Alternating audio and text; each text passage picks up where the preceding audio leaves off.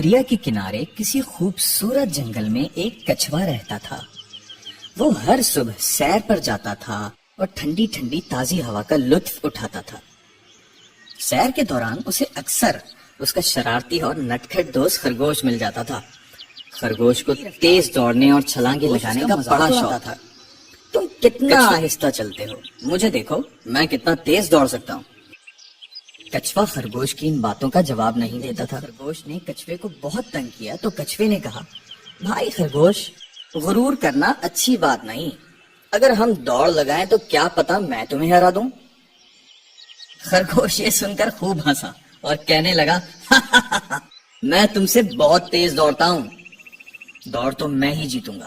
آ جاؤ آج دوڑ لگائے. نے اپنے دوست چوہے میاں کو بلایا. چوہے نے کہا، جو پہلے دریا تک پہنچا وہ جیت جائے گا.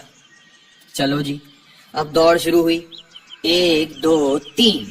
خرگوش بہت جلد تیز دوڑتا ہوا آگے نکل گیا.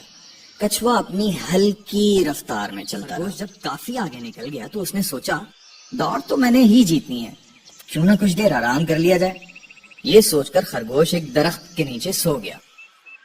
دوسری طرف کچھوا ہلکے ہلکے چلتا رہا اور دوڑ جیت گیا. خوب تالیوں اور سیٹیوں کے شور میں کچھوے کا استقبال کیا گیا، جس سے خرگوش کی آنکھ کھل گئی. خرگوش جلدی سے جیت کر چوہے میاں سے انعام وصول کر رہا تھا. خرگوش کو بہت شرمندگی ہوئی. اس نے آگے بڑھ کر کچھوے کو جیتنے کی مبارکباد دی اور وعدہ کیا کہ وہ پھر کبھی کسی کا مذاق نہیں اڑائے گا. یہ دیکھ کر تمام جانوروں نے دونوں کے لیے تالیاں بجائیں.